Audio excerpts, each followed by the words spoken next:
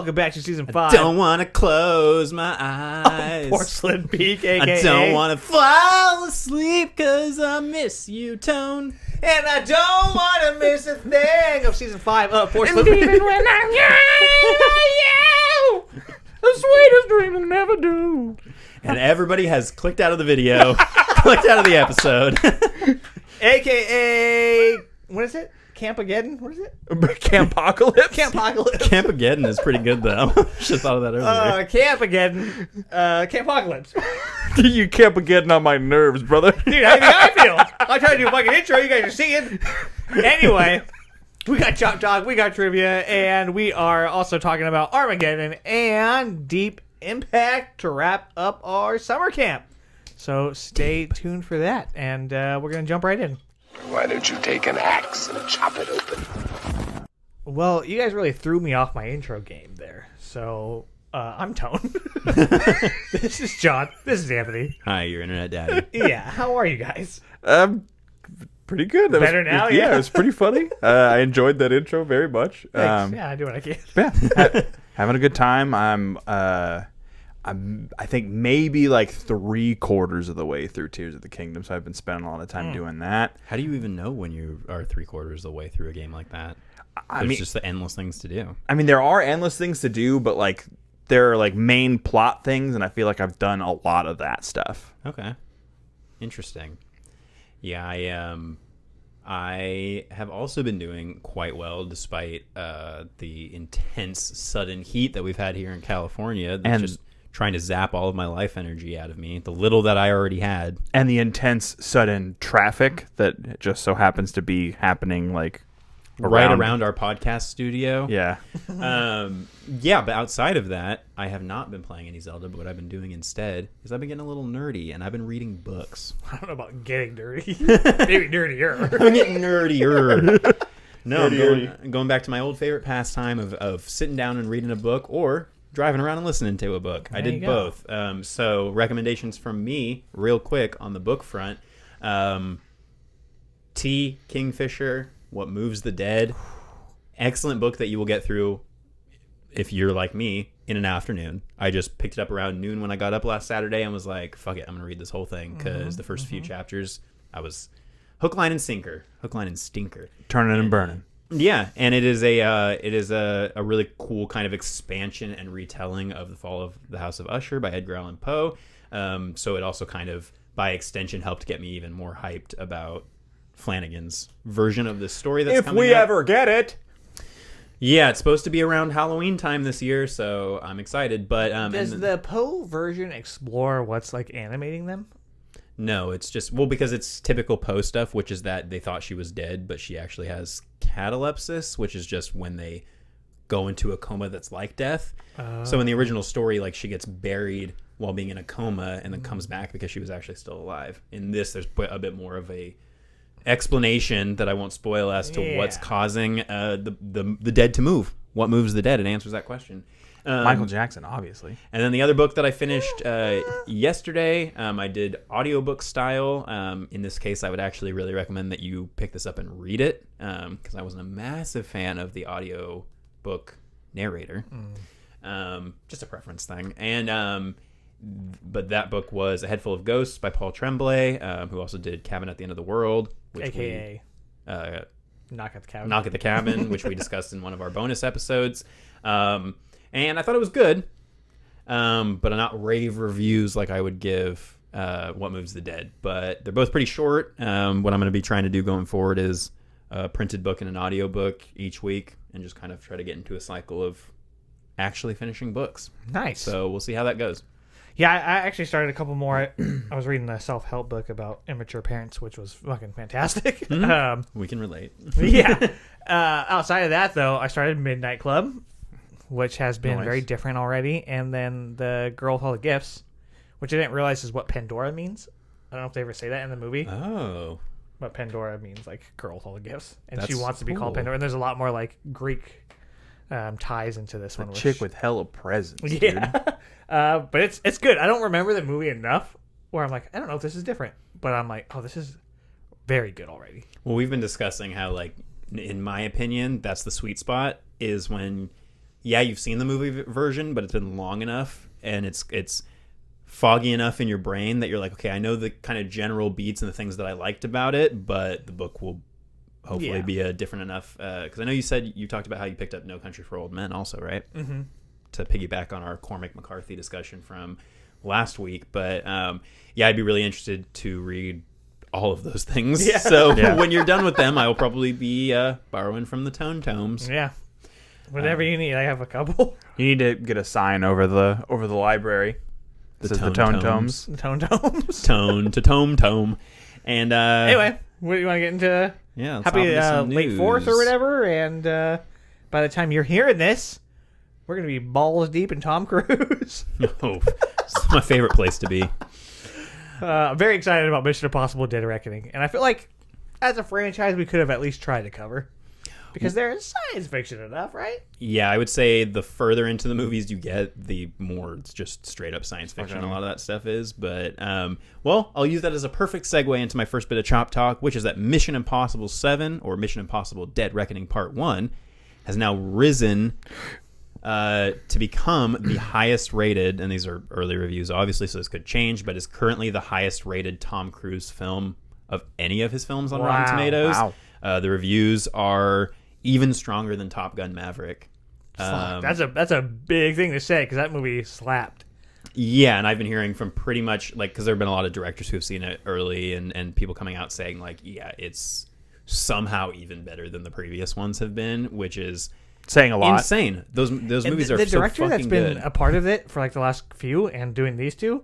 Yeah, Christopher McQuarrie doesn't have a ton under his belt, and I think the couple of other things that he did were like not good. Well, I think that what must have happened is that he must just have a really, like, he must be on whatever weird wavelength Tom Cruise is, because Cruise has pretty much shepherded this entire franchise from the very beginning, and his original idea was, we'll bring in a different director for every movie so that we can see their different artistic styles like spun through the Mission Impossible universe and the Mission Impossible thing. And you definitely get that with the first 4. Like, one with De Palma is very different than 2 with Woo. Yeah. And then even further different than Abrams. Yeah, you really see their style. Like, to me, like, the first one, very De Palma. You get a lot of classic De Palma stuff. Like, to me, the thing that always sticks out is, like, the diopter split screen shots where one person's in focus, but the background of, like, other people is also super in focus. Crazy angles, too.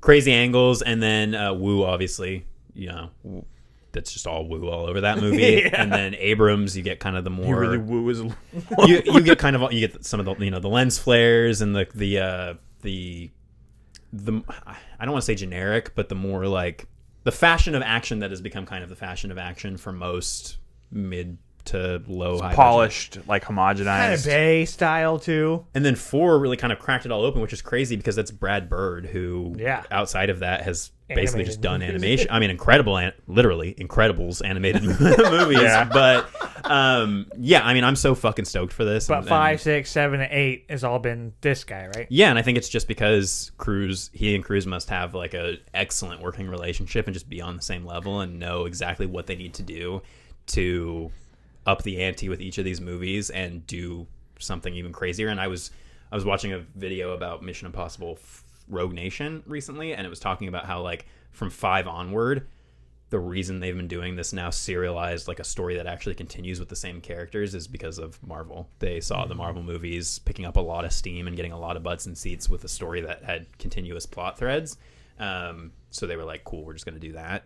And people can argue whether they liked the old style of Mission Impossible, where each one was a pretty different style and tone and adventure, or if they like this more. But I mean, can't really argue with Tom Cruise taking a motorbike off a cliff. Nope, I think that the benefit that Maverick had is the barrier to entry. Like, you have to see Top Gun and then Maverick. So that movie, 1, was fantastic, but also didn't have a ton of, like, you had to watch 6 other movies before you needed to go see this. And if they are continuations of the story, like, there's a little bit of that barrier to entry in that. I don't know if it's still true, but there was a correlation between how highly rated the Mission Impossible movies are to how much Tom Cruise ran in them. So were they higher rated the more he ran? Yeah. And it, like, holds true, I think, up to, like, at least 5, if not all the way until now. That's So he's probably gonna be running a shitload of this one. That's Yeah. hilarious, and also I just want to see a supercut of Tom Cruise running in all the Mission Impossible movies to Iran. Well, that's a far way to run, dude. Yeah. So far away.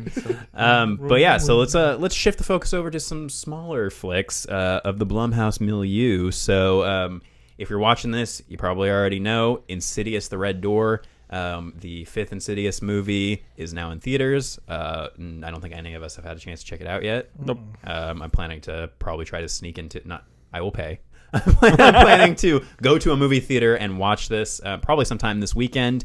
I've been hearing kind of lukewarm to not so great things in reviews, which is kind of what I expected. Yeah. But I am interested in seeing the Lambert family 10 years later, 15 years later. And I also am just interested to see Patrick Wilson's directorial debut. Like, I think that's super cool that he did that with Insidious, this franchise that has been a part of his life for a while now. But the two bits of news that I wanted to point out, Steven actually sent me this earlier. Patrick Wilson actually collaborated with Ghost. I don't know if is Ghost a band or is it a person? I never know. It's a band. Collaborated with Ghost on a track called Stay. That is the end credits song for the new movie. And he sings on multiple verses of the song. And he has a fucking gorgeous voice. Wow. I knew he could sing sort of based on that scene in The Conjuring 2 when he sings Can't Help Falling in Love. To the kids, and he's like singing it to Farmiga. There's also a difference between singing. Well, he's also doing an Elvis impression in that, like on purpose to be kind of goofy. But I was like, that guy knows how to sing. And now apparently he was also in Phantom of the Opera. I don't know, like a stage production, but yeah, I guess dude has singing chops, and he's really good. And so I would highly recommend going and checking out that track. It's really good. I had never listened to Ghost before, and now I'm like, oh man, I'll have to go check out the rest of their stuff because they're interesting. Yeah, and then on that same Insidious news train, Jason Blum confirmed that after this most recent Insidious, the franchise is going to go into an indefinite hiatus, which I was a little bit confused about because we just a few weeks ago talked about that spin-off with Kumail Nanjiani and Mandy Moore. But apparently it's going to take place in the same universe, but it's not going to be called like Insidious : the whatever. It's just called, as we know now, Threads or Thread. And it's in the same universe, but a completely different story about like a couple who supernaturally time travels to try to stop the death of their young daughter, and then they end up awakening some sort of demon that doesn't like time travel. So what puts it in the same universe? very good question. So, but also Jason Blum just talks out of his ass half the time because that's just how he shoots from the hip. And so I don't know how much of this indefinite hiatus. He may just be talking about a hiatus from the main Insidious storyline, which we've been on hiatus for 2 movies from because we stopped that in the second one. But anyway, if you're a big fan of Insidious, go check out this one. It could also be a marketing thing because it's literally the quote here. He says, make sure you go out and see this new one because it's the last one. So Speaking of Blumhouse, recently I was curious about whether or not they were going to move forward with a Creep 3. And there's no plans now, but what I did read is that Duplass and the other guy, I can't remember his name, have written 2 versions and scrapped them because they didn't think that they were good enough. And Duplass was saying that we got pretty lucky with 1, and even more lucky that we were able to make 2 work. And I just don't have a good enough idea to make 3. So they've been working on it, but I'm like, fuck, man. Like I still haven't seen 2. I think you'll like 2. It's very different, but also good, if not better. yeah, I need to rewatch both of them. It's been a long time. Maybe I'll do that tonight. That sounds like a dope double feature. Creeping? Yeah, I'm gonna be creeping tonight, but I mean, I would rather hear, hey, we just haven't found the right story, and that's why we're not rushing it, because Blumhouse of all studios would be the one that's like, just fucking make it. Doesn't matter. Like, just make it. Don't be rushing it, otherwise you're gonna be dragging it to the box office. Yeah, so I'm like, hopefully we get Creep 3 eventually, and it also just like 2 kind of takes a different kind of direction, while still being in the same styling. You'll be really excited about this. I don't know if you saw this news, but you were talking about how you were upset that 1, The Blackening did not have very many showings at many theaters, and 2, you were curious of when the hell it was going to show up on streaming, and my guess was pretty fucking quick. Well, guess what? I nailed it. It comes out today, actually. Yeah, that was 2 days ago. Today, Friday? So today, Friday. So The Blackening is now available on demand. Oh, shit. As of today. So damn. go look for that. We've all seen the trailer. We thought it looked hilarious, and we're bummed that we just hadn't had an opportunity to see it. So I may also throw that into my my creeping tonight. But yeah, it is available on demand today. We talked in the past about Fede Alvarez's new Alien movie. Well, that has officially wrapped filming. Oh shit! So and it's, this one is produced by Scott, Yeah, right? produced by But it's Scott. not a sequel. But it's not a sequel. It And just technically owned by Disney. very strange. But yeah, it ties into. I mean, it's it's like the Insidious thing. It's in the same universe, but not the same story and not the same. Yeah, but they have. I mean, Prometheus wasn't connected to the other ones, really. No, I mean, really, none of the Alien franchise since maybe Aliens has really felt like it was really connected, because it's just like, let's go off and do this other crazy thing, Prison Planet. Yeah. and, yeah. But I'm happy that it's wrapped. Next year sometime is when we're supposed to get it, I believe. So yeah, literally the article here says filming wraps on Disney's first Alien franchise movie. Very strange. They've had other Alien movies. And Toy then Story. Also an article came out recently with an interview with Neil Blomkamp, where he was saying that his Alien movie getting canceled was like one of the most depressing things that's ever happened to him. Damn. And they turn around and do one with Fede. yeah, and kind of crushed his career and changed its entire trajectory. He was like, if my Alien movie had happened, I would probably be making huge films for an American market. I'd probably be like way into the studio system, but he's like, because they canceled my Alien, I left making movies in the United States. I think his demonic movie was made in Canada. That was the last one that came out, and then I'm sure that means this new one is not made in the United States. And he was like, I basically said fuck Hollywood and left. So he's like, now I'm trying to kind of work my way back in, but I want to make sure that it's my way. He's like, as an artist, I don't want to be under the boot of like executives and all that stuff. And he was like, and in order for that Alien movie to happen, I needed to be basically like a pawn for these big studio execs, and I wasn't going to do that. So Yeah, and at the time it was still Fox, wasn't it? yeah. Yeah. So he's just like, yeah, it was very depressing, and he said it was one of the biggest like disappointments of his career. Fuck. But I hope that guy has some sort of comeback at some point, because he really kind of fell off after his first couple movies, and I think that he has a good eye. He just needs to figure out how he wants to utilize it. Yeah. Because District 9 is fantastic.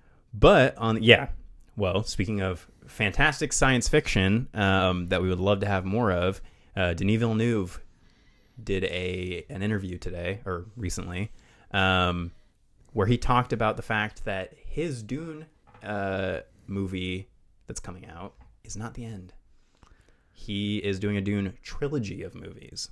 No, I think we knew that. Yeah, but now it's like officially confirmed. I think he yeah. had talked about it in interviews before, but now he confirms that the third one he's It's like the second book, right? yeah, Dune Messiah. So he was saying like I'm not gonna get into all of the crazy lore of like the million other Dune books that came out after that, both with Frank Herbert's involvement and without his involvement. I think But his son does them. yeah, he's like, I'm not gonna get into all that crazy lore, but if it applies to Paul Atreides and the Atreides family and their whole thing, which Dune Messiah does, he's like, I want to include all of that so the story feels complete. So he's like, so we're doing a whole trilogy.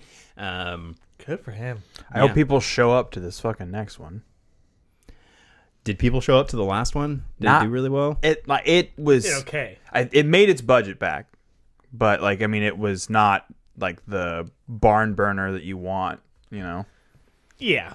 for as good a movie as that as the first Dune is. But that's how his movies are, I feel like. Like, True. they're gorgeous and they're great, but nobody watches them except us. Yeah, but I'm happy that somebody is being given that sort of, because I'm sure he'll get to make the third one, and it seems like the studios have enough trust in him to let him make these movies, even though Blade Runner 2049 didn't make any money, Dune didn't make as much money as they wanted it to. I doubt this will make as much money. Who knows? But I'm there for whatever he puts out, so I'm excited about it. Tiny little bit of side news that just popped into my head that I didn't have written down is that James Gunn recently, I guess people have been they've been requesting politely, Demanding. unless they're Snyder fans, for him to include the song Starman by David Bowie in his new Superman movie, because everybody is like, it's the perfect song for Superman. It's a Superman song. And Gunn was like, it's not happening. One, because people begged me for years to include Starman in Guardians. Is it in one of the Guardians movies? No, I know Moon Age Daydream is. Okay, that's probably what I was thinking. And then he said the other reason is because so many people have used Starman in their own Superman edits on YouTube that he feels like it's played out. Yeah. So he was like, yeah, I'm just not going to include it, and that disappointed people and made news or something. I don't know, but it's Bowie related, so I thought I'd bring it up. Also, it's not their movie. Like, Well, I mean, that's the attitude that all of these comic book fucking nerds have. No offense, I'm a comic book. I love comic books, but like so many people have this attitude now with movies of just like, well, because the director's on Twitter or this person is on Twitter, I can just be demanding the things that I want to have happen in these movies, and it's like, I feel like that's like calling Picasso and be like, yeah, could you use like Robin's egg blue in your next one? that's so funny. I was literally about to make almost the exact same analogy. I was like, oh, it's like telling a Renaissance painter. Yeah. You know, it's like telling Michelangelo painting the Sistine Chapel, like, oh, could you make the dicks on the little babies a little bit bigger? You know, let him express his artistic vision and trust in him or her, whoever is making their project. Trust the artist to do what they're going to do. But anyway, that's Chop Talk. Well, that's as good a segue as any. We'll go ahead and get started with some trivia. Trivia! That Christmas house of wax, the fog, piranha. It's one of those, right? Right? We're still playing a movies trivia game. The game of movies trivia. Yes, and this one has more categories besides horror and sci-fi, and they are comedy, animation, action, adventure, drama, musical, and then horror, sci-fi. Which, save the best for last, am I right? Yeah. Mm-hmm. So how it'll work, we're going to read a category, and then we'll go around reading the question to each other with me to John, John to Anthony, and Anthony back to me in typical fashion. Nice. And Yeah. I'm coming off a win, I believe. You are coming off a win. 2 wins, kind of. Lost to either. But also, Allegedly. yeah, we're talking about bringing stuff back. So, John, hit us with a trivia song. Oh God, you get what the fuck? Trivia. Trivia. There you go. You pulled it out of your ass, buddy. And I don't want to miss that Trivia. All right. First category is comedy. Animation. John, what movie is about the making of another movie, The Room, which became known as the greatest bad movie ever made? The Disaster Artist. That is correct, and you're on the board. Yeah. More like Sweet. the Disaster Shardist. I'm waiting for that new one with Flanagan and Siegel to come out, and fucking Better Call Saul. I told you about. I think I brought that up in Chop Talk that they're coming out with like a serious remake of The Room with Bob Odenkirk as Tommy Wiseau. I think you did. Flanagan's in it, Siegel's in it, and it's like a charity thing. There's this company that does like low budget celebrity cast remakes, and like all the proceeds go to charity, and they like crowdfund it. Forgot about that. Yeah, no, you did mention that. Interessante. Anthony, what film sees the Brewster sisters offing lonely bachelors with elderberry wine? Can you repeat the question? Yeah. What film sees the Brewster sisters offing lonely bachelors with elderberry wine?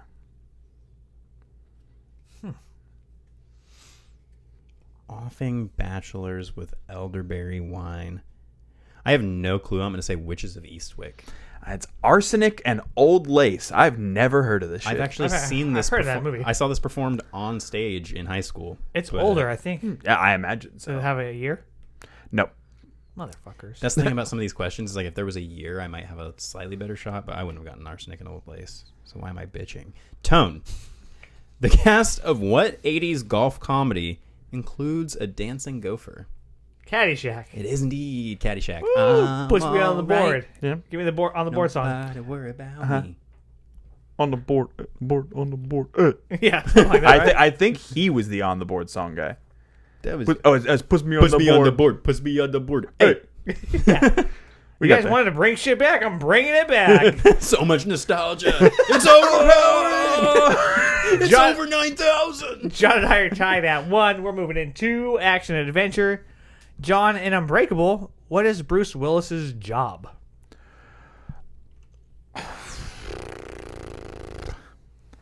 It's some kind of like menial task job. He's one of those unbreakable folks. Yeah. Is he like superhero? Is he like a trash collector? Oh, that is incorrect, buddy. He is a security guard. That makes more sense. And then he becomes a security guard for the world. Yeah. Whoa. Anthony, what actor is chasing after what other actor in Catch Me If You Can? It asks specifically for the two actors and which one is the one chasing after the other. I believe Uh-huh. is it Tom Hanks chasing after Leonardo DiCaprio? That is correct, sir. Okay, Nice. cool. That movie's hella good. Yeah, Yeah. I've seen it a bunch of times, and I never get tired of it. I love that story, True too. story, right? Tone, what Ron Howard film is about Formula One drivers? Sounds French. Ronald Howard. Ooh, I don't know. Ronnie, what'd he do? Old Ronald. Ronald McDonald. Well, he was in the Andy Griffith Show. Mm-hmm. He was the narrator in Arrested Development. No, I know He's the that. father of Bryce Dallas Howard, brother of Clint Howard. Racing movie? He did a racing movie. About Formula One drivers. Formula One. I don't know what Formula One is. It has the wheels It's on one the of, outside. It's Yeah. one of what I would assume is several formulas. Formulas that you could get back to.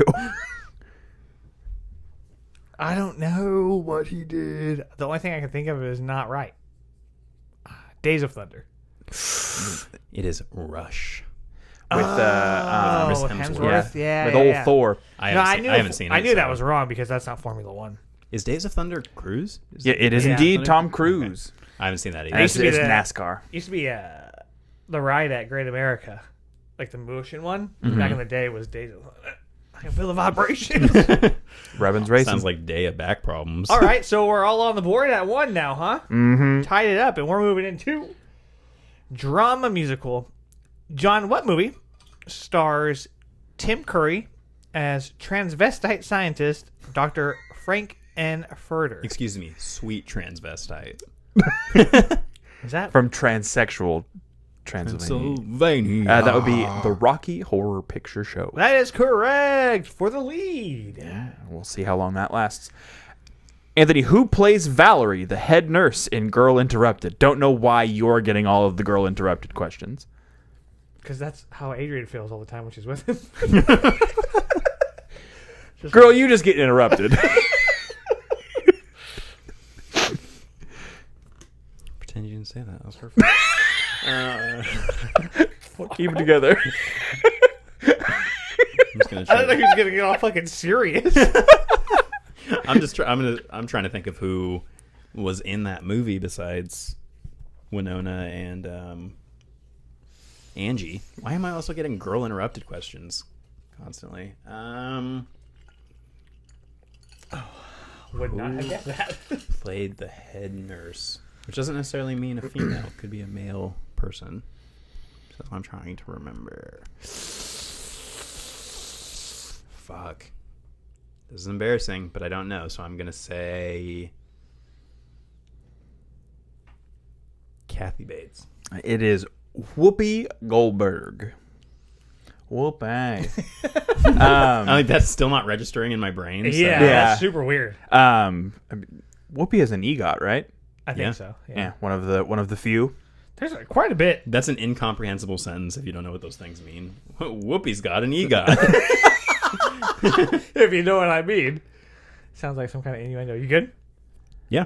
All right. Tone, in One Flew Over the Cuckoo's Nest, what game does McMurphy imagine on television leading to a major ruckus? Oh, I don't fucking know. I never seen that movie. Though I don't fucking know. Baseball. It is indeed baseball. Oh shit! Really? America's Good job. pastime. Yeah. You hit a home run with that answer. You hit a 3-point field goal. So we got two, Yes. and you got one, Yep. and Think we're so. moving into horror sci-fi. John, what Happy Days actor plays the high school principal in Scream? That'd be Mr. Henry Winkler. That is correct. Covered in bees. In Scream, there's the janitor, right? dressed like Freddy. Who is that? Wes Craven. Yeah. That's what I thought. Okay, because I was listening to some random trivia podcast, and they were It's like, a punk-ass podcast? "Who plays the janitor in Scream?" or whatever, and the dude was like, "Yeah, John Carpenter," and I was like, "No, it's not." And then I was like, "Is it?" And then I was like, "No, it's not. It's Wes." They probably just think because he has the wig on, like he's got like the long gray hair. But yeah, it's Wes. That's why. Because he's making fun of his own Yeah. franchise. Yeah. I was like, "What?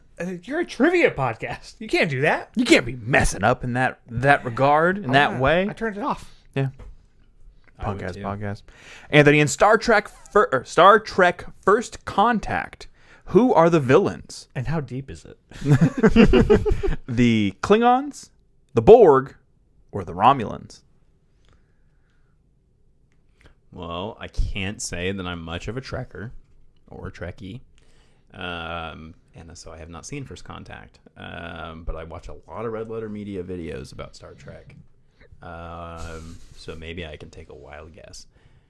Well, you got a 33.3333 repeating. Percent chance. You didn't finish that sentence. Klingons. It's Borg. Oh, we'll put you on the Borg. Takes me off the board. Takes him off the Borg. Takes him off the Borg. Aw.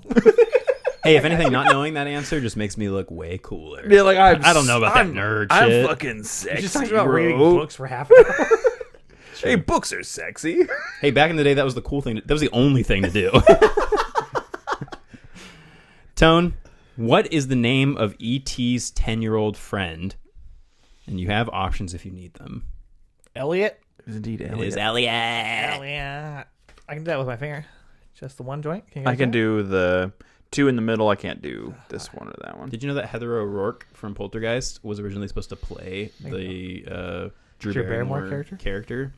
They were filming not. those movies at pretty much the exact same time. So there are set photos of Henry Thomas and Heather O'Rourke and basically both casts like all hanging out together, and, weird. like, playing around. Yeah, which is also especially weird because they're both basically the same movie, sort of, just directed by different people. Oh, yeah. Yeah, so I didn't think about that. That's crazy. yeah. All right. Well, what? We got 3, John? Mm-hmm. And Anthony, you got the 1? Yep. And we're moving back into comedy animation. John, what computer animated musical was the second highest grossing movie of 2019? Curveball. What comedy musical? Computer animated musical was the second highest grossing movie of 2019.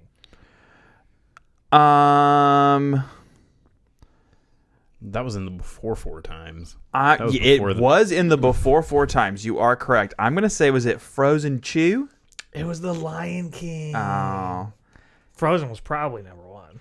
yeah, it's possible. I wouldn't have gotten that because I think the consensus was that the movie wasn't very good, but I guess it made a shit ton of money. Yeah. That's a bummer. Nostalgia bait. Yep. Anthony, who voices the tropical shirt-wearing chameleon Rango in the film Rango? Well, so weird. We were just talking about this guy. That's Jarnold Derp. It is Jarnold Derp. Yeah, I haven't seen Rango. Is it any good? Yeah. I've heard people like And it. there's a pretty cool Fear and Loathing reference. Yeah. Which I also always forget is Terry Gilliam. It's a Gilman movie. Oh, is Fear it? and Loathing? Yeah. Which makes sense. It's weird as fuck.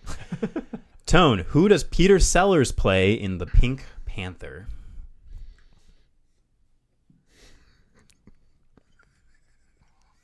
I'm going to need a full name. Full name. What?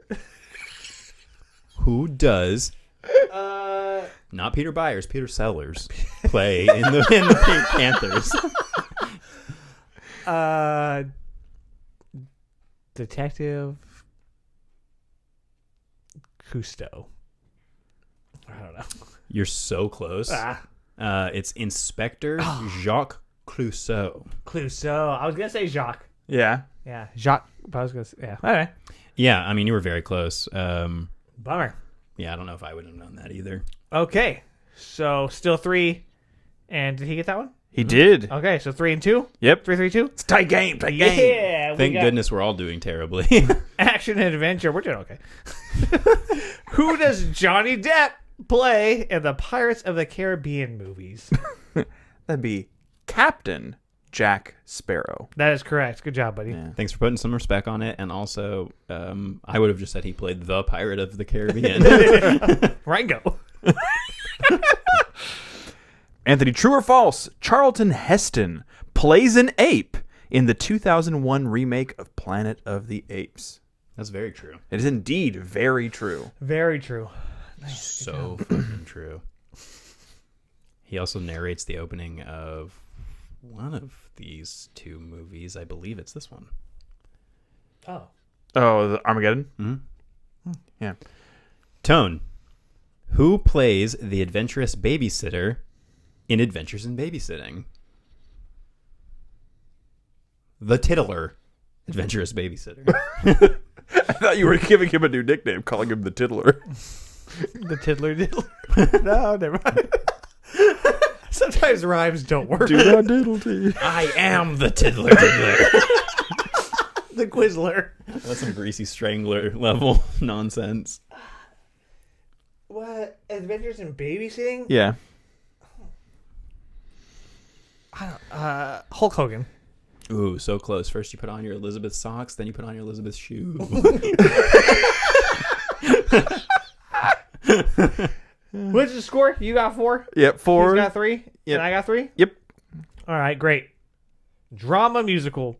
John, what movie earned Katharine Hepburn her last Oscar?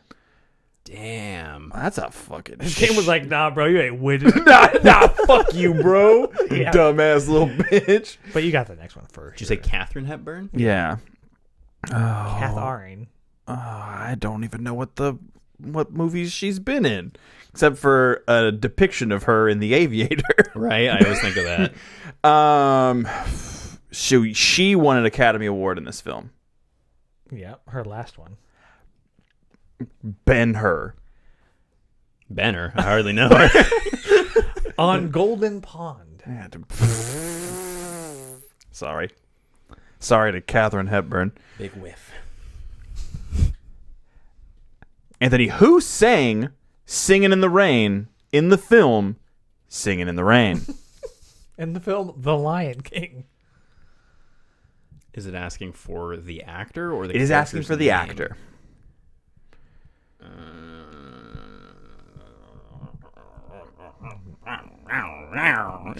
Just solid audio, bud. Who the fuck was that? I really like that movie. Singing in the rain. Singing in the rain. What a glorious feeling, I'm happy again. I was hoping you were going to ask Maybe about like Clockwork Orange. crying in the rain. Is it? Does he sing Singing in the Rain in that movie? He does. It's the at that time of filming A Clockwork Orange, it's the only song that Malcolm McDowell knew. Oh. Like had memorized, and I guess Kubrick just told him like just sing something. Weird. Yeah, and so he just sang "Singing in the Rain," which made that song way creepy. Yeah. I have no clue, so I'm gonna say it was Fred Astaire. It was Gene Kelly. God damn it! I knew it was. It was either Gene Kelly, Clark Gable, Cary Grant. I get all these guys confused. Great movie though. Tone. What 2015 film stars Christian Bale, Steve Carell, Ryan Gosling, and Brad Pitt? Oh my god. Stacked cast, right? Yeah. Bet you wish you'd seen this movie. Great cast. That was kind of a whispery Pacino. Like Pacino. Is that something you can get from Starbucks? A whispery Pacino? A grande, please.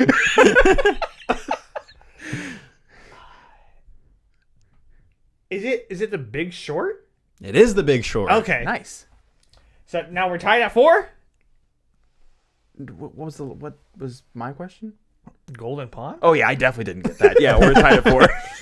All right. Anthony's got 3. Still anyone's game. John, you're going to pull ahead right now, though, as we move into horror and sci-fi. In The Ring, you die in 7 days after you do what? Watch the videotape. Ooh, the correct answer is watch a videotape. Any videotape.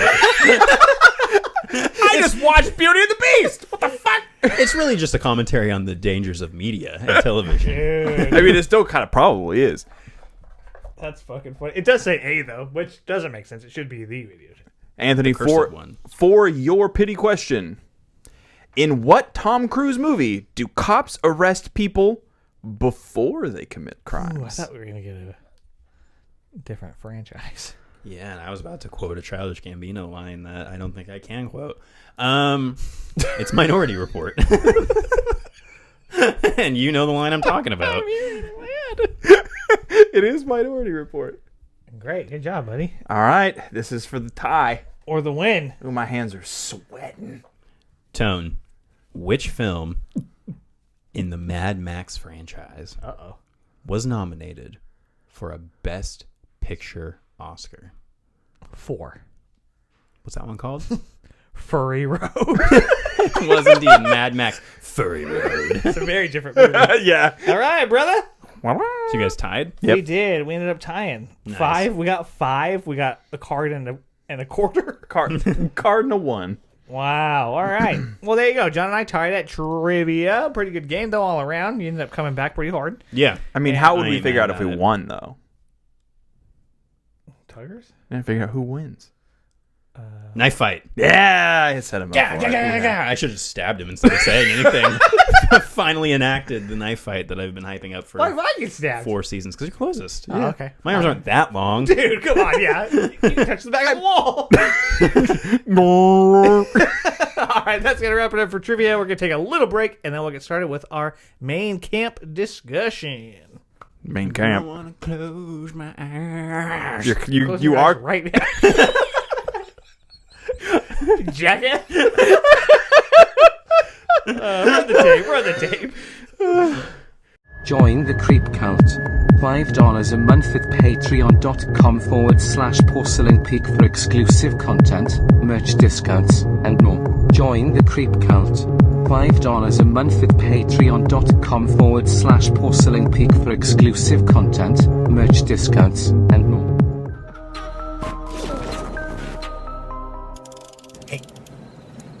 You want to see something really scary? Welcome back, campers. We are going to continue and wrap up CAMPOCALYPSE. Got it right this time. Yeah. And talking about Deep Impact and Armageddon. If you don't know, these movies came out the same year and are very similar, almost the same. And I don't know about you guys, but I think one does it much better than the other one. So I would like to get the less better one out the way and talk about Deep. Armageddon. Yeah, Deep. I'm kidding. Yes, talking about Deep. Oh, what did you say about Armageddon? Yeah, no, Deep Impact.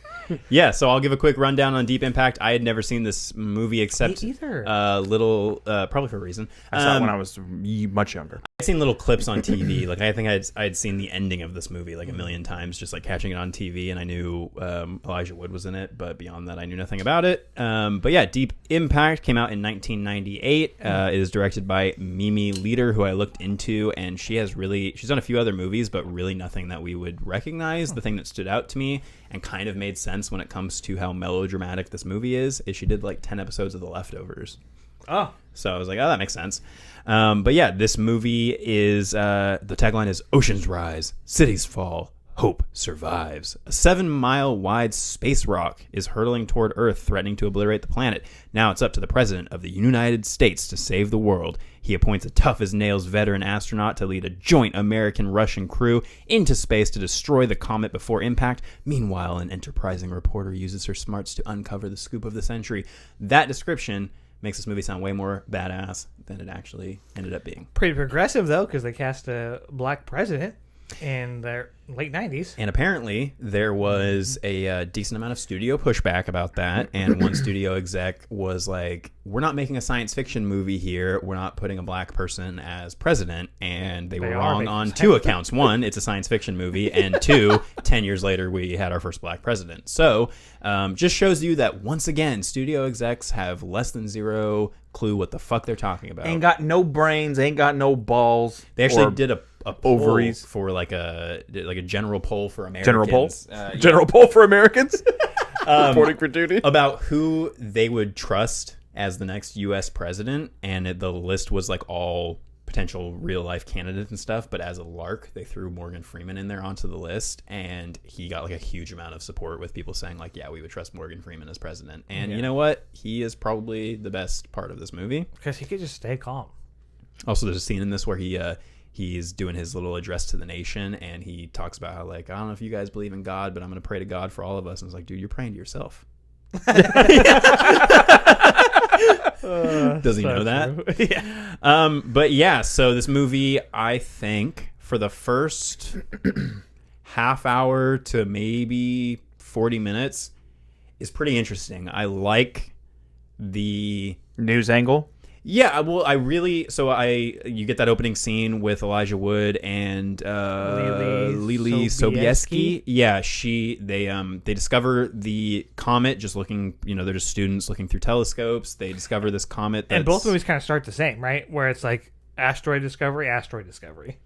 Yeah, and in Armageddon, apparently the opening scene was originally written as kids discover that there's an asteroid. Shit. Yeah, and they decided that they didn't want to go that angle, and I don't know how much of that had to do with Deep Impact, but we'll get more into why these movies are so similar as we go along, because there are very concrete reasons why. But so they discover this comet. They tell Elijah Wood's character tells his like mentor astronomer guy like, hey, there's a comet, here's this thing, or just gives him the picture, doesn't even really know what it is. The scientist realizes it's a comet headed for Earth. He goes to try to warn everybody, gets into a car accident, and then you notice who was driving the truck? No, who was it? The cameraman from Scream. Oh shit, was it? Yeah. I was like, behind you, kid. I saw his face and I was like, behind you, kid. And I was like, who is that? Dude's got some bad luck. And I had to click, and I finally got it. Nice. Anyway, yeah, random, but I like that. Yep. And then the first like 30 to 40 minutes is Téa Leoni kind of trying to investigate this Secretary of State or whatever who she thinks is having an affair with a woman named Elle. It's Ellie. Yeah. And then she, through a little bit of internet sleuthing, finally discovers that it stands for ELE, Extinction Level Event. And so I like kind of this suspense. We all know what's happening, but the suspense that the characters go through of like as it starts to unfold what's actually happening, and then you have all the secrecy of like the president trying to keep it secret. Well, the stuff that the president says and the stuff that the secretary say, once you know what they're talking about, makes a lot more sense. Yeah, because he's like, to me, that you're James, just gonna do anything you want. That scene with James Cromwell where he's on the dock and and they're like loading up the boat with survival stuff, and he's not going to tell her what's going on, but because you know what the movie's about, what's happening. To me, it's really scary. Yeah, and where he's just like, I just want to be with my family. It's like, he used to be a person, and it's like, what? Dude, when he's like, yeah, of course, I could definitely see why you'd want to like leak the story of the century or whatever. Yeah, and she's like, you just are a fucking egotistical. Yeah, piece you're of full of shit. yourself, bro. But that's another thing that they do the same too. Is like you get the asteroid thing, and then it cuts to something that is completely unrelated, and you're like, what the fuck is the point of this? In this case, it's this investigative reporter. In Armageddon, it's a bunch of oil drillers, and like, why are we here now? Yeah, and then you get, once she realizes what's going on, then you get that scene where she goes to like the dinner or whatever with her father and his new wife, and they try to give her the earrings, which in my head I was like, okay, one, it's clever because her ears aren't pierced, so obviously she's like, what the fuck am I gonna do with these? But also I was thinking maybe that's a hint toward what the ending of the movie is. Spoilers if you haven't seen Contact, you don't need to see Contact. Nope. Deep Impact. Or Deep Impact, yeah, sorry. I'm already getting middling sci-fi movies getting mixed up in my head. Maybe check out Contact. But Deep Impact, the fact that the earrings look, to me, if like I'm stretching, comets. Look two little comets, which is what ends up being the case later in the movie. But yeah, so we're following her, and I like where she knows what's going on and she can't tell anybody, and she's just like basically like, fuck it, none of it matters. Tossing back a fucking big martini. Yeah, so I think in the beginning when you're getting this cool like suspenseful build up to the reveal of what's happening, that's all super neat. But as soon as they get into let's send these Robert Duvall and these people, weird that Robert Duvall showed up again, and back-to-back weeks with the Duvall. Yeah, double Duvall. Sending them all into space, and then that whole thing, that's when the movie just kind of spins out for me, and it happens pretty quickly. I was watching it, and I was like, where does it go from here if this is already happening? Because Armageddon is the end of the movie. I mean, a big chunk of the end, but it's still toward the end. Like, that's the climax. This is like middle of the movie. Yeah. So I was surprised by that, but that just means that the rest of the movie is just a lot of melodrama. It's just a lot of just stuff that's trying so hard to make you care about these characters and make you sad for what's going to happen to them. And really it takes itself way too seriously. Yeah, and that was the biggest complaint that a lot of people had with this movie, is that it's just so weighed down by all of the seriousness and melodrama. And I get it. You can go one of two ways with this. You can do what Bay does in Armageddon, which is go the more like goofy space cowboy route with this whole thing and have everybody joking and the whole time and everything, and then have it get deadly serious in the last act. Or you do something like this where it's pretty much deadly serious for the entire movie, which, if you're talking about something as serious as this, an extinction level event, everybody potentially, well, from the beginning we think everybody is going to die. Yeah, okay, it should be taken seriously. But this movie was originally supposed to be directed by Steven Spielberg. It was produced by Spielberg, and both this movie and I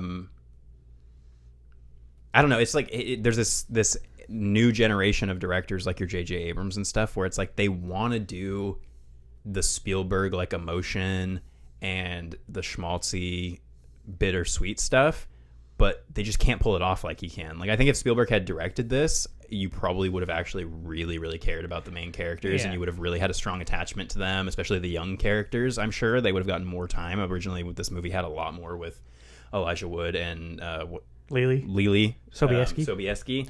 Those parts for me ended up being the worst parts of the movie. And that's why they cut them down, is because they didn't work well in test screenings. But it's also like, okay, well, you have these characters, and then you basically don't see them for the entire movie. And then, and then the end, I'm like, who gives a shit? Yeah.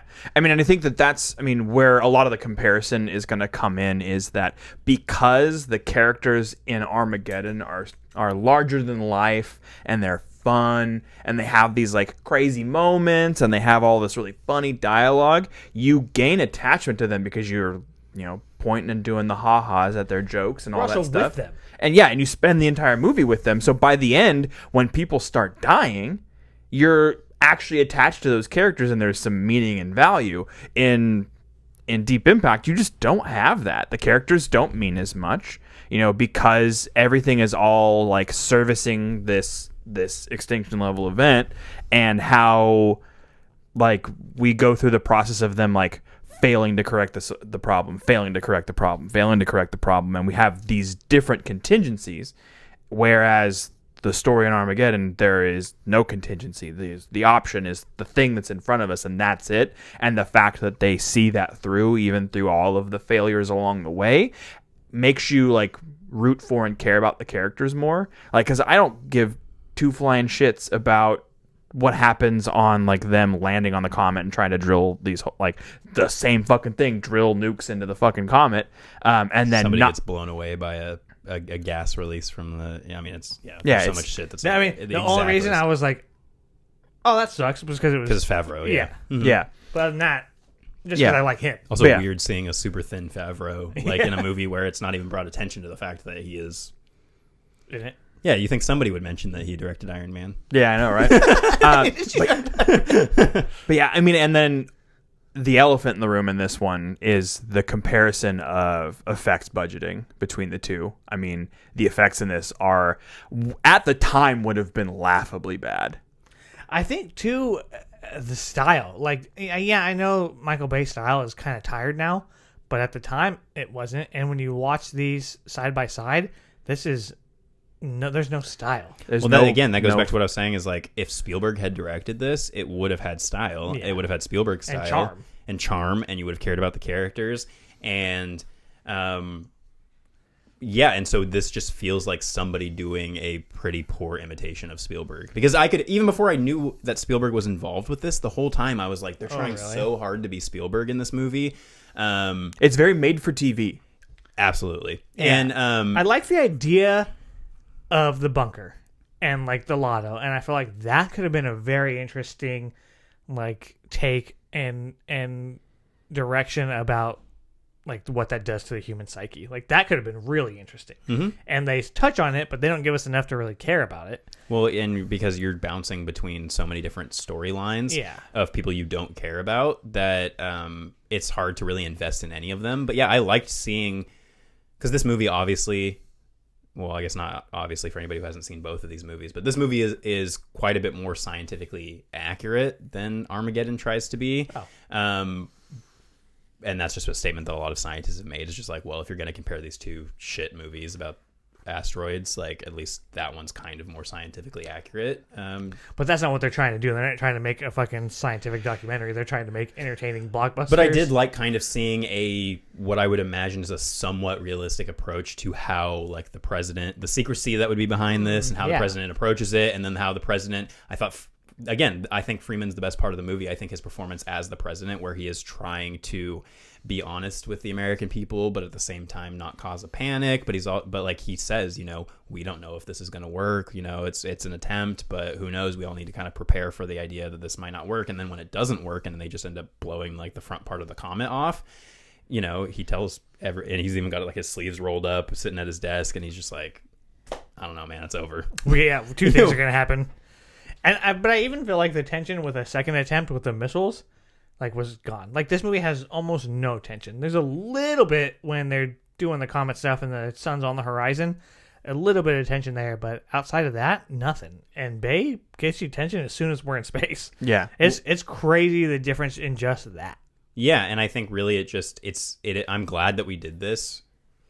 Not that I like was blown away by either movie, but just in being able to basically take the exact same subject matter and just get to see how two different directors handle it, and who just does it better, because for all of his faults, Michael Bay has a shit ton of style, like you're saying, and like, style to the point where, it's Bayisms. Like, people recognize all of his hallmark shit, explosions. There's even and some the camera stuff spinning around people, and that's in this movie that I'm like, oh, JJ pulled that shit. Oh yeah. And I was like, definitely. okay, I didn't realize that they have that kind of a...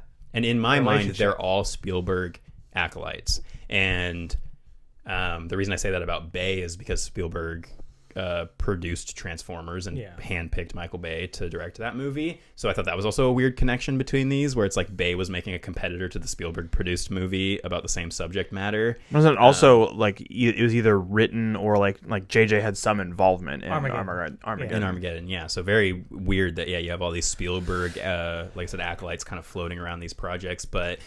Yeah, I mean, at the end of the day, like you said, it feels very made-for-TV movie. It's a 2-hour-long film, and it feels longer than Armageddon. And Armageddon's 2.5 hours. What I like, though, that Deep Impact does is it doesn't work. Like, yeah, they ended up making these two things, and so we still get to see some of the devastation, which is pretty fucked up and sad. It doesn't have a huge impact. It's a light impact, shallow impact, if you will. But I like that idea of like, yeah, we still failed, and so we get to see what happens. And so I thought that was cool. Where in Armageddon, obviously spoilers, it just is happy ending. Well, happy-ish ending. You know what I mean? Yeah, and that's where I'm like, I love the intention here with Deep Impact. Like, I love that thing at the end, because really, and Bay has said this in a ton of interviews post Armageddon, is that he was worried, and this is pretty kind of what happened, that, or maybe he wasn't worried, it's Michael Bay, but he was like, basically what my movie is going to tell people is that there would actually be anything we could do if this situation happened, when he's like, in reality, we would all be fucked. And so that's why the nuking it thing, all scientists are like, yeah, that wouldn't work the way that you have it in the movie. And he's like, yeah, I know. But it's exciting for the movie, because in reality, the depressing fact is that we would all just die. Oh, really? There are some ideas about like you could launch nukes, but it would have to be at such a higher caliber of nuclear power, like an insane amount, like billions times more, like gigajoules or whatever. It also had to be done at enough distance away from the plant where it wouldn't cause like mass devastation or cause it to go off. And scientists say the best orbit. You could hope for is that you would slightly knock it off of its trajectory. You wouldn't blow it up or anything. Like, you could maybe slightly knock it into a different trajectory so it missed the Earth. They're looking more. Scientists, I guess, are looking more into just tracking asteroids and things so they know far enough ahead of time, and two, things like gravity pushing and stuff. I don't know, weird different magnetism stuff, but shit, dude. Pretty much. So this could happen. That's one thing that I had asked you while we were watching it. 100% it could happen. It could happen. And that's what scared me about specifically Armageddon so much when I was a kid, was that was the first time I had ever heard about the idea that an asteroid outside of like the dinosaurs could happen again and destroy the planet, and it freaked me the fuck out when I was a kid when I saw Armageddon. That was part of why I was really into the movie. Yeah, but yeah, now. yeah, I mean, it is a thing that could happen. We've had news articles come out, since Armageddon and stuff about like this asteroid could come within 700,000 miles of Earth. So like we've never had a super close call like this in recent memory, but I mean, it's happened in the past and it will happen again. You think? I mean, probably not in our lifetimes, but Yeah. at some point in the future, yes, a giant something will hit the Earth. And I mean, that's the theory about part of the main leading theory about how the moon was created was that another Mars-sized planet crashed into us, and part of that destroyed planet and part of Earth got like launched out into space and caught up in the gravity of Earth, and that turned into the moon. Yeah. And they've I don't want to talk about it anymore. Yeah. It's crazy. So it's very crazy and scary. Yep. Yeah, but that conversation about that was more interesting than fucking Deep Impact. Yeah. I fully would never ever want to watch Deep Impact ever again. Yeah. Unless it was to compare it to Yeah. Armageddon. Like you were saying, to see how you can take the same idea and fuck it up. Yeah, so let's talk about Armageddon. Let's get into the Let's Armageddon on. get into the Directed fun by Michael Bay, written by J.J. Abrams Michael and somebody Bay. else. Bruce Willis, Ben Affleck, Steve Buscemi, Liv Tyler, Billy Bob Thornton, Will Patton, William Fichtner, Owen Wilson, Michael Clark Duncan, Peter Stormare, Keith David, Jason Isaacs. There's a shit ton of people in Yeah. this movie. Yeah. And It's I was a like, stacked and when I fucking saw cast. the cast going on the opening credits, I was like, holy shit. So let's see how different this synopsis is compared to Deep Impact. Let's see if it makes it sound as badass. So yes, this is also 1998, only a few months after Deep Impact. The Earth's darkest day will be man's finest hour. So a little bit optimistic there. When an asteroid threatens to collide with Earth, NASA honcho Dan Truman determines the only way to stop it is to drill into its surface and detonate a nuclear bomb. And that's Jason Isaac? That is, Dan Truman is Billy Bob Thornton. Oh. Yeah, this leads him to renowned driller Harry Stamper, played by Bruce Willis, who agrees to helm the dangerous space mission provided he can bring along his own hotshot crew. Among them is the cocksure AJ, played by Ben Affleck, who Harry thinks isn't good enough for his daughter until the mission proves otherwise. Mm-hmm. Because he thinks of him as a son. Yeah. The son he never had. And the daughter he never wanted. Is that the end of the description that's there? Yes. So we talked about how with Deep Impact they tried to go as like scientifically accurate as humanly possible with it, and that doesn't achieve very great results. And I think that specifically with Armageddon, I think that it works so well, and I well in quotes, because it doesn't try to be scientifically accurate, but it also doesn't try to pretend that it's science either. And it almost like steps over itself when it starts to try to go down that route, and then makes it a punchline. Like they're trying to describe how large the asteroid is to the president over the phone, and then Billy Bob Thornton just is the size of Texas, and like just jumps over the top of it. And a bunch of like people obviously tore this movie apart. A lot of people critically tore this movie apart when it came out. Both movies, they basically have the same Rotten Tomatoes score. But a lot of people laughed at that line about like, oh, it's the size of Texas. But for me as a kid, and for most audiences, if you tell them it's a certain number of miles long, nobody's gonna have any fucking clue how big that's supposed to be. But if you say it's the size of Texas, immediately people go, that's enormous. Yeah. So I mean, stuff like that. Yeah. After like 5 miles, I don't know the difference between 5 and 1,000. Yeah. I don't know. I don't know. Yeah, and if I'm planning to walk 500 miles and then 500 more, I got to know how to visualize that. But I got to be the man who can walk 1,000 miles. But Bay on the commentary, which I would highly, highly recommend you check out. I brought my Criterion. Criterion Collection Can copy you of open Armageddon. it and tell me what the second disc says? So disc 1, Armageddon, the movie. Uh-huh. Disc 2, Armageddon, supplement.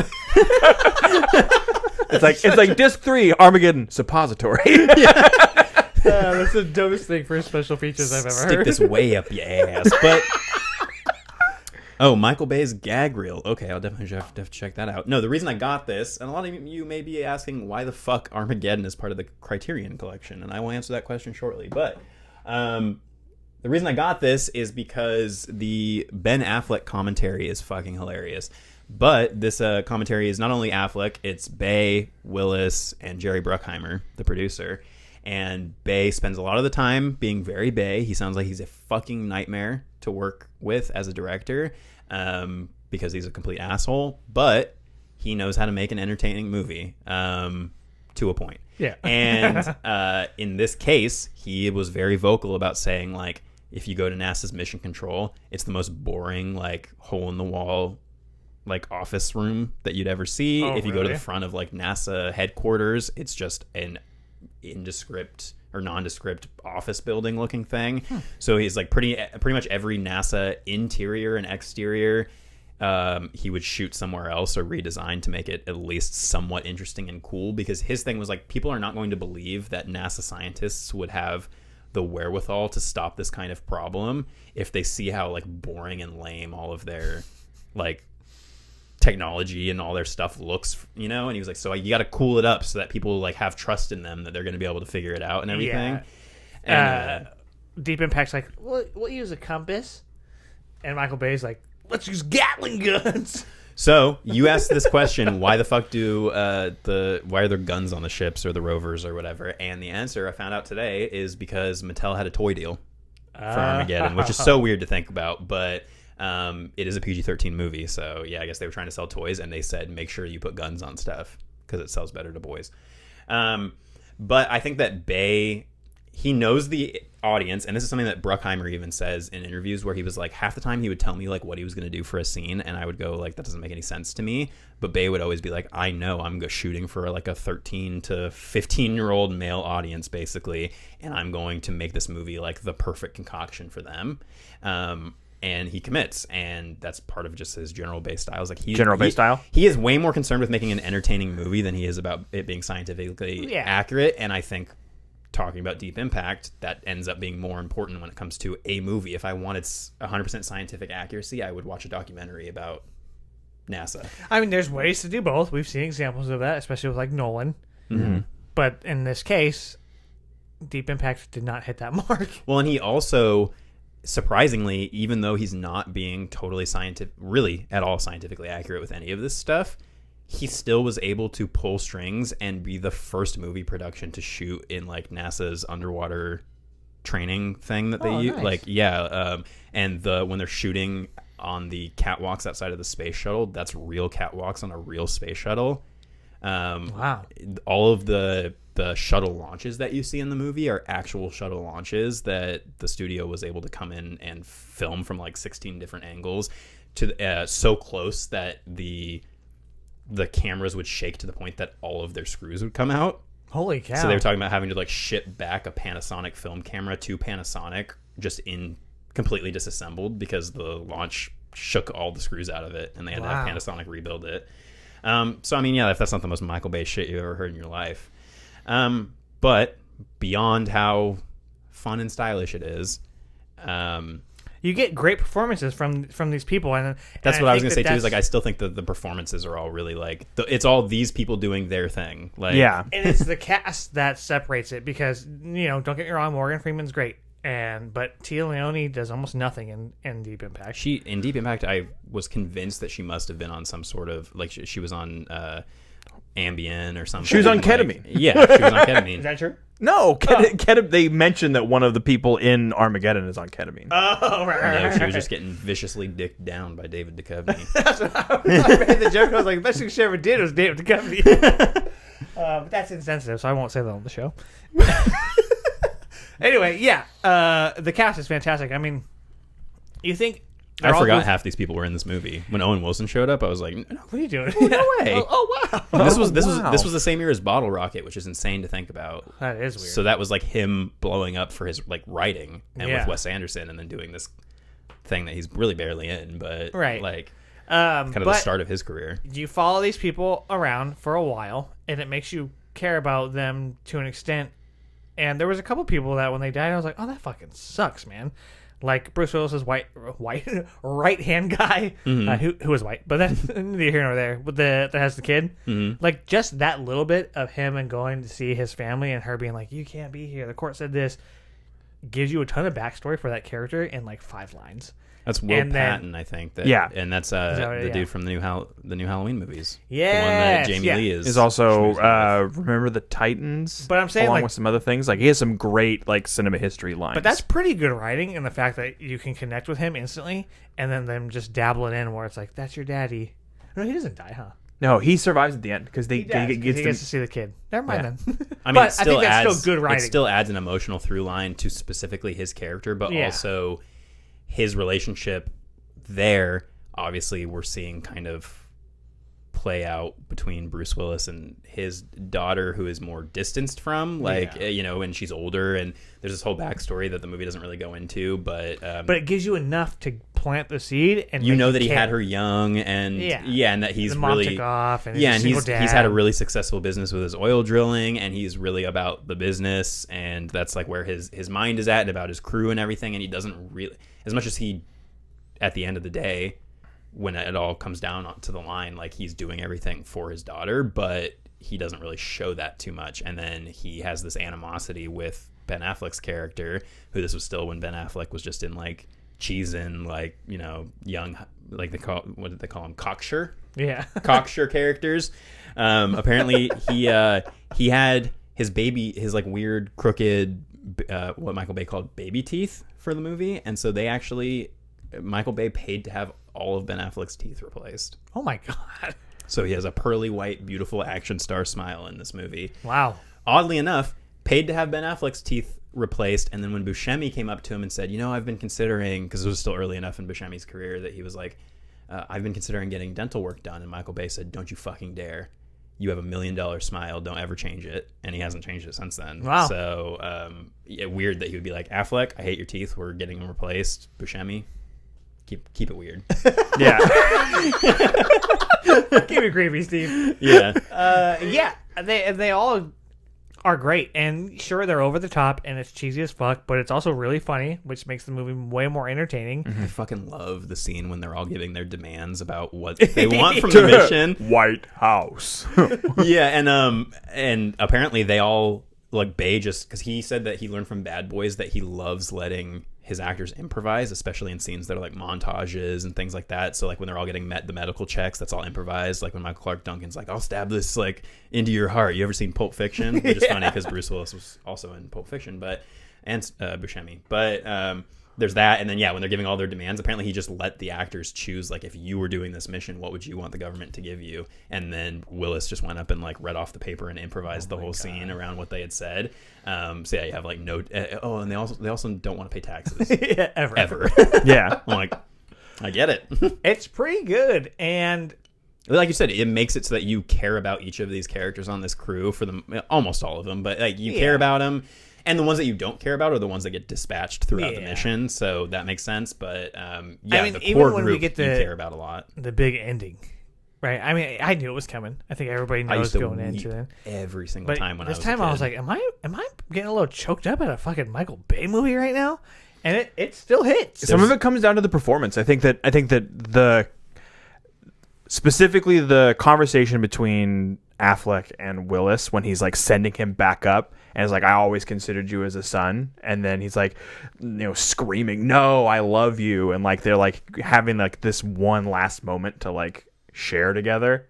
Like that shit's fucking heartbreaking. It's and like then, that newer Star Trek movie where it's like, it's kind of gay, but we're into it. Well, I mean, But it's like it people stray away from like the bromance or whatever the case, where it's like this man on man like love, because it's not macho. And like the Star Trek movie and this movie, they lean into it, and I think that it makes it, one, more realistic, and two, it makes for a better movie. It's like, why would you not in that moment express that? Like you're dying to save the planet. Affleck talked about it on the commentary because the scene wasn't originally written for him to show that kind of emotion. See? He was actually supposed to be a lot more like stiff upper lip because he's the hero character in a way, right? And he was like, no, I'm gonna play this really emotionally because I feel like this is really like that's what the people need to see to really sell this relationship and what it means for this sacrifice to be happening, which you definitely don't get from Deep Impact and Robert Duvall and his crew. But in this, yeah, you really like that scene gave me chills, and it was because Affleck was like, no, I'm gonna really go lean into the emotion, and as much as people have can talk shit about Affleck for various different reasons, Batman or whatever, I think he when he wants to be, he's a great actor. And he also just knows movies. Like, you can tell just by listening to what he's saying. Even when he was young, he understood movies. Obviously, having co-written Good Will Hunting, like he's been doing movies. But right. He was probably just like, what if his name's Will? That day was like, all right, fine, Ben. I don't know. I mean, he's proven in multiple occasions that he's great behind the camera too. Oh yeah, absolutely. Well, and I also think that Willis is, it's always nice these days when you can go back and see Willis actually trying in a role. And this isn't his most heart-wrenching, like I would say, followed up after this as part of the same. So basically, the reason he's in this movie, originally Bay had envisioned having Sean Connery coming off The Rock be that character. And also being in the film The Rock. Well, the actor who plays the president in this movie is the same actor who plays the president in The Rock, so I think they're in the Bayverse. They're in the same universe, which means this crazy shit's just happening on that version of Earth. But he actually went. And they're both about rocks. Yeah, he went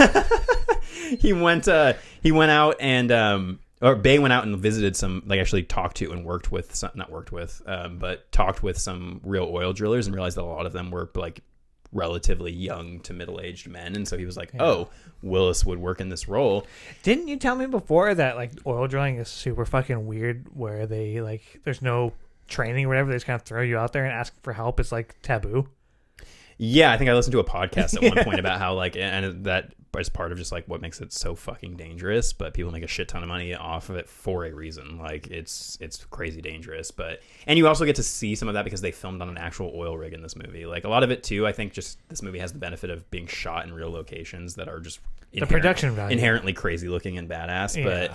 And also you mentioned the budget earlier. Deep Impact had like a $60 million budget. This had a $150 million budget, so there's a huge difference, but it shows. Yeah, but because the effects in this still hold up. The reason Willis was in this movie was he ended up signing a deal with, basically Disney was the umbrella studio, but because this is Touchstone, right? Touchstone Pictures, which is Disney when they make serious movies. But he was making a comedy that he knew was going to basically be like unsalvageable. I forget what it was called. And he wanted to get out of it. And it was going to lose the studio a shit ton of money. And they were like, cool. Well, what we'll do instead is we will make it so you have to do 3 movies with us, and we're going to take the cost of the movie that you were supposed to make, that comedy, and that we're basically going to take that out of your salary, in your salary for those 3 movies. So he actually took a pretty decent pay cut in Armageddon, but then followed that up. The next 2 movies for the studio were The Sixth Sense. Oh, shit. And Unbreakable, which I think he gives very, like, amazing performances in. So I'm like, yeah, even if he didn't really go full Bruce Willis in this, I think we got the benefit of excellent Bruce Willis performances in the subsequent films that came after it. But yeah, I mean, also just the effects budget being so much higher, and also I think that Bay is a person who is just really meticulous and understands visual effects and how to use them. And he talks in the commentary about how he saw Deep Impact and how fake their Earth looked. Oh, he did? Yeah, I guess some people had seen it early enough. So really the reason that these movies are so similar is that apparently a Disney exec was sitting in during the like script reading phase of Deep Impact and took notes, and then just went to Disney and said, cool, let's make this exact same movie on our end, but do it different our way, and do it. Here's $100 million more. Yeah, pour more money into it. And it became, that year's like battle of the asteroid movies. And Deep Impact, Bay admits, probably ate into some of the success, but both movies were very successful that year. But there was a lot of like, feels like a blockbuster. Yeah, there were just a lot of pot shots going back and forth between the cast and the crew, just like taking shots at each other's movies and everything. But at the end of the day, I think it's hard to argue that Armageddon is not just the superior film, more entertaining, more memorable movie. Like Armageddon stuck in my mind for years. What else really helped is that fucking song. Like, we haven't even talked about that. Get into it, John. Yeah, so I'm such a fucking idiot that I did not realize, like, I didn't click with me that Liv Steven Tyler's Tyler. in the movie and Steven Tyler is doing the music throughout Yeah. the movie. I was like, oh yeah, duh. Yeah, so I mean that makes a ton of sense, and if you look back on like Liv Tyler's history, she wasn't aware that Steven Tyler, the fucking like one of the biggest artists of all time, you know, with Aerosmith, was her dad until she was like 10 or 11. And I guess like figured it out like at some point in time. Her mom finally told her like, hey, like your dad is actually Steven Tyler. And she's like, oh, like, well, can I meet him? Like, Oh, like she was illegitimate? yes. Oh, I did not know that. So she eventually gets to meet Steven Tyler, and they do some weird ass shit. Like there's a video, I think it's for Crazy, where when she was 16, her and Alicia Silverstone did like a weird thing where the two of them ran away from home at 16, and Liv Tyler ends up becoming like a stripper, and like it does like a fucking like a pole dance in a fucking music video for her dad. Fucking weird, right? But this song ends up fucking blowing up, it I've mentioned before on the show, it was my senior prom like slow dance song. yeah. I mean, it was that sort of impact for like a decade after it came out, and it was a deep impact. yeah, the music video actually has shots from Armageddon. And Yeah, like it was with made Liv, for yeah. the movie. It was right? made Like, for it the wasn't movie. just Yeah, it was a originally written Aerosmith by song. Diane Warren, and they reached out to Aerosmith, and so what originally happened was Godzilla had come out. The It had that Puff American Daddy Godzilla. song with. It had a whole soundtrack. Yeah, and Is it Jimmy Page? Is it who's the? yeah, Jimmy Yeah, Page from Led Zeppelin. Led Zeppelin, yeah. And Bay went to Bruckheimer and was like, "Why the fuck doesn't my movie have a soundtrack?" And We Bruckheimer need a was like, song. "Yeah, he was like, it's gonna be a Godzilla level blockbuster. I think it's better than Godzilla, but yeah, he was like, why don't we have a soundtrack?" And that's where the Aerosmith stuff came in. As they went to Aerosmith, showed them a bunch of scenes from the movie, and the band was like, "Oh fuck yeah, this looks awesome," and and agreed to do the song. Yeah, so the music video actually has like the shot of her like in front of all of the television screens, like with her hand up, like crying, you know, because Bruce Willis is about to die. Like that shot is used, and like it's a bunch of videos of Steven Tyler and fucking Aerosmith playing this song. And she's just like, "Oh." It's so fucking bizarre, dude. But yeah, that song ended up like, I think it was number 1 on the charts for a while. Like it was massive. It was huge. Yeah. Dude. You could not go into any public place and not hear that fucking song. Yeah, and I mean, it still makes me tear up a little bit. I wouldn't be surprised if that's like one of their top 5 songs if you go into Apple It Music. probably Next is. next to like Run DMC, Walk This Way. Let's find out. Anyway, you As guys the keep talking. top songs. Well, I wanted to, since we've been, largely positive on this movie, I did want to take a quick pit stop to read what Roger Ebert thought of It the is movie. number 2 top song, only second to Dream On. Yeah, Dream On, and then probably Walk This Way is up there somewhere. Yeah, It's Sweet Emotion. Yeah, Dream On, Don't Want to Miss a Thing, Sweet Emotion, and Walk This Way. Emotion. Anyway, yeah, I mean, Yeah, Right. so if that doesn't tell you, I mean, that band was around for fucking decades at that point. I think that kind of revitalized their career. I think that for was our my generation. childhood exposure to them. Like Yeah. I had heard other songs. Well, no, my childhood exposure to Aerosmith was Mrs. Doubtfire. Oh, looks like a lady. That's fair, yeah. But I don't think that those two would have been as popular without each other. Like, I think they still would have made money for Armageddon, but I think the partnership, because it got people talking about It it. also It ties in thematically with the movie, and yeah, it basically becomes like not only like free advertising, but advertising you're getting paid for, because it's on MTV, VH1. It's on every place that does music videos on a constant fucking loop, playing at least once an hour. And that's which when is they showed music videos. yeah, and that's passing along an ad to go see the movie that it's from. You know, and Armageddon a ticket right now. Yeah. Well, that actually made something click in my head, and it's all making sense. So, in the original version of the movie, Billy Bob Thornton's character and Bruce Willis's character were supposed to be basically like the main thrust of the movie, and Billy Bob Thornton's character was going to get a lot more time dedicated to like his whole, story of having wanted to be a NASA astronaut, but he had I nerve think damage. I think he's just enough. Yeah. Well, and I think that he gives a little bit of gravitas to this like otherwise very goofy movie, which is interesting because Billy Bob Thornton is usually the one playing like a complete weirdo, and so his like concession for playing a more serious character was that he got the little leg brace. He was like, I have to have something wrong with me like, if I'm playing any character. But I love that. Gives them a connection, and then the ending even more powerful when Willis gives him the patch. It's like you're about to save the world and die, and you're still thinking about this guy. Like, Bruce Willis' character, pretty good guy. Yeah. Yeah. Well, when Titanic came out and was a massive success, the studio went, we need to have a love story be the like emotional center of this movie. So Bay and Willis and basically everybody on the crew held it over Affleck's head for the entire movie that his character could be cut at any point because he wasn't originally supposed to be such an important character in the movie. Like, they were basically like, again, Michael Bay sounds like a fucking asshole. Oh, they weren't doing it to like joke around with him? Well, they were, but Bay more was doing it because he would like, he basically just like verbally abuses his actor. I mean, I'm not gonna, maybe I'm talking out of school here, and this isn't every movie, but I mean, like, Megan Fox came out calling him Hitler on set, and like, you hear these stories, and you have to think at some point that maybe this guy is just a jackass to work for. That There's some nugget of truth in there somewhere. yeah, and just hearing him talk on his thing, like, he's so fucking full of himself. And again, like, he makes an entertaining movie, but I don't think that's any excuse for treating your actors like shit. It's the Stanley Kubrick thing, like, I don't think. But The has Shining Michael stuff is Bay ever made excusable, a but good movie or a great movie? Like, a lot of people would say The Rock, and I would say The Rock is fun, but I don't think it's a good or great movie. I'm on the other end of that I think camp. it's a fun movie. I think The Rock is a great movie, but that's just me. okay.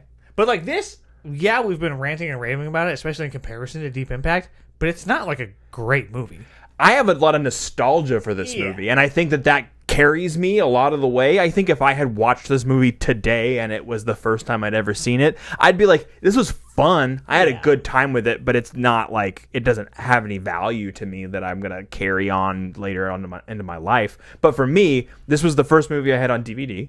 It was the first movie I'd watched like at home with like a really nice sound system and all that shit, and it blew me away being in the target demo of being like 10, 11 or whatever. Or like It was 99, so you would have been probably like 9 to 10. yeah, Crazy like, thing that in came the out. perfect age for it. Yeah. Also, 25 years ago. yeah, I wanted to mention that it has a really great use of its one time.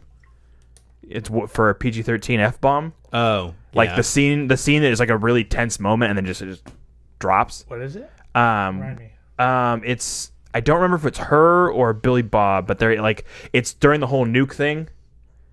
And then and so, oh shit, I don't remember the exact context of when they say it, but it's like it's in that scene where like they're like trying to like remote detonate it because they're about to lose contact with it, and one of them drops it then, and it's a really good moment. I think is it her? She's like, that's my fucking father. Or something. Yeah. Yeah, I think so. Well, the reason I brought up Titanic outside of the love story thing is that They were holding it over Ben Affleck's head, you were saying? yeah, there was that, and stuff like if Affleck wasn't performing because he wanted to do all of his own stunts, but sometimes they'd be dangerous. Like there's that scene where he's climbing up the ladder in that like tunnel thing, and the fucking explosion flames shoot up past him. He's like, yeah, they just set off an explosion, and the flames just flew past me, and that's when I realized I didn't want to do my own stunts anymore. Oh my god! But to goad him into doing it, like basically Bay would tell all the other cast members that Affleck was like a chicken and a coward and couldn't act and all this stuff to like goad him into getting angry enough to do the stunts and stuff. Like basically he's a macho man 13-year-old bully on his sets. But the reason I brought it up, the Titanic thing, was because to me the Aerosmith song is the My Heart Will Go On by Celine Dion of Titanic, where they so intrinsically tied in this song that it pops up like kind of as the thematic through line of the movie, but also obviously boosted the careers of those performers. And is one of the most and becomes synonymous with those things where you can't hear these songs without thinking of the movies. Yeah. And Affleck, he in hindsight, I mean, basically both Affleck and Bay have disowned this movie. Wow. Well, Affleck has mostly. Bay has just said that he thinks this is his worst movie, and it's because he had to make it in 16 weeks, which is kind of insane. But holy shit. yeah, so he was like, if I had had more time, it would have been better. But I'm like, for the amount of time that you had, it's pretty fucking impressive looking. And that's why I was shocked to like be reminded that it came out 25 years ago, because I really do think that because there is so much effort put into the effects, overall, this movie really holds up well. Yeah, whatever the combination between like aesthetic. Yeah, whatever the combination between like models and like computer generated effects. Nice fucking models, even. Like, they do a really great job of blending things to make it appropriate, because you can tell some of the things actually exist, and they do a really fantastic job of like blending that all so it feels just real enough where you don't like question it. Well, and it makes total sense to me why he would be the one that Spielberg was like, I'm going to have you do Transformers, because you obviously have a grasp on visual and special effects. But yeah, but Affleck, like, he has said, it's the hilarious like line that everybody quotes from his commentary is he actually went up to Bay at one point and was like, why in the world does it make more sense to train drillers to be astronauts than it would be to train astronauts to drill a hole into an asteroid? He's like, it doesn't make any sense. And Bay was like, Ben, shut the fuck up. And they never had the conversation again after that. And he was like, that was pretty much Bay's answer to any like, but that doesn't make sense, or that doesn't make sense. He was just like, shut the fuck up. It's for fun. Like, he even mentioned, like, Bay mentions in his commentary, he's like, yeah, I know there's no fire in space, but it's cool to see an explosion in space. Like, I didn't even think about that. Cool. Yeah, but I did want to bring up a couple of the opinions of naysayers. So this film did end up on Roger Ebert's most hated films. In his original review, Ebert stated, the movie is an assault on the eyes, the ears, the brain, common sense, and the human desire to be entertained. Dude, that guy fucking wrecked him back in the day, dude. Holy cow. Damn near killed him. Yeah, he could be a salty bitch, and I love it. On Siskel and Ebert gave it thumbs down. However, his co-host Gene Siskel gave it a thumbs up, commenting on the noise and intensity of the film, but also stating that he found it to be amusing. Ebert went on to name Armageddon as the worst film of 1998, though he was originally considering Spice World. Todd McCarthy of Variety also gave the film a negative review, noting Michael Bay's rapid cutting style. I guess each scene in this movie lasts an average of 1.5 seconds before a cut. Checks out. 1.5? Yeah. Whoa, holy cow. Much of the confusion, as well as the lack of dramatic rhythm or character development, results directly from Bay's cutting style, which resembles a machine gun stuck in the firing position for 2.5 hours. Well, I wonder what these same people said about Deep Impact. Yeah. Because I'm very curious about that. That's another thing you mentioned about Deep Impact is the sound. The mix was so off. Yeah, it's weird. Like the background of Deep Impact feels like it's like too high. Like they're like, all right, let's get a little room tone, and then they stuck that in a bird's ass inside the ocean. And then they're like, okay, that 11. No spoken dialogue in the making of this 4. Poison Peak episode. Like, that's it. I mean, it really is an art form, sound design, that most movies don't have these days, is just anybody knowing how to fucking mix your sound. I was listening to a podcast recently, and the guy was talking about, he's like, yeah, I went to see Spider-Verse, and I couldn't hear a fucking thing anybody was saying, and I was like, yeah, I'm sure by this point they've patched it in theaters or something, but like, for your movie to come out and have the sound design be that shit is pretty crazy. But in a Miami Herald interview for the movie Pain and Gain, Bay was quoted as saying, we had to do the whole movie in 16 weeks. It was a massive undertaking that was not fair to the movie. If I could redo the entire third act, I would. But the studio literally took the movie away from us. It was terrible. My visual effects supervisor had a nervous breakdown, so I had to be in charge of that. I even called James Cameron and asked, what do you do when you're doing all the effects by yourself? But the movie did just fine. And then he's gone back and said, actually, I don't apologize. But for the movie, he's like, whatever, people liked it. So sometime after the article was published, Bay changed his stance, claiming that his apology was only related to the editing of the film, not the actual production of it. And then I wanted to briefly touch on the scientific accuracy thing. So in an interview with Entertainment Weekly, Bay admitted that the film's central premise, that NASA could actually do something in a situation like this, was unrealistic. Additionally, the largest known potentially hazardous asteroid, or PHA, is one called 1999 JM8, which is only 4.3 miles in diameter. While the asteroid in the movie is described as the size of Texas, near the end credits, there is a disclaimer that the NASA cooperation and assistance does not reflect an endorsement of the contents of the film or the treatment of the characters depicted. The infeasibility of using an H-bomb was actually studied by 4 undergraduate physics students in 2011 and then reported about. And they said a mathematical analysis of the situation found that for Willis's approach to be effective, he would need to be in possession of an H-bomb 1 billion times stronger than the Soviet Union's Big Ivan, which was the biggest ever detonated on Earth. Using estimates of the asteroid's size, density, and speed and distance from Earth based on information in the film, the students from Leicester University found that to split the asteroid in two would require 800 trillion terajoules of energy, while the output of the biggest nuclear device or hydrogen device ever set on Earth in 1961 was only 418,000 terajoules, and they would need 800 trillion. So That's crazy. Yeah. And then in the commentary, Affleck said he asked Bay why it was easier to train oil drillers to become astronauts than to train astronauts to become oil drillers, and Bay told me to shut the fuck up. So that was the end of that conversation. So I mean, I guess really at the end of the day, I've said that so many times this episode, but at the end of the movie, I think if you want to be entertained, and you have the option between these two movies, go with Armageddon, because you're literally not missing anything. Like every element that's and you don't want to miss a thing. Yeah, I mean, fucking Steven Tyler said, every element that's halfway interesting about Contact is basically. I did it again. Deep Impact. It probably didn't help that I kept calling it Deep Contact. Yeah, that's just the porno version. Well, and I've also I just watched Contact for the first time like 2 weeks ago, and to me it was. Is that the one with Jodie? Yeah. Which I think is a better movie, but it goes for that same sort of like, let's try to be scientifically accurate about how this actually would unfold, and it ends up being kind of just melodramatic and a little bit slow.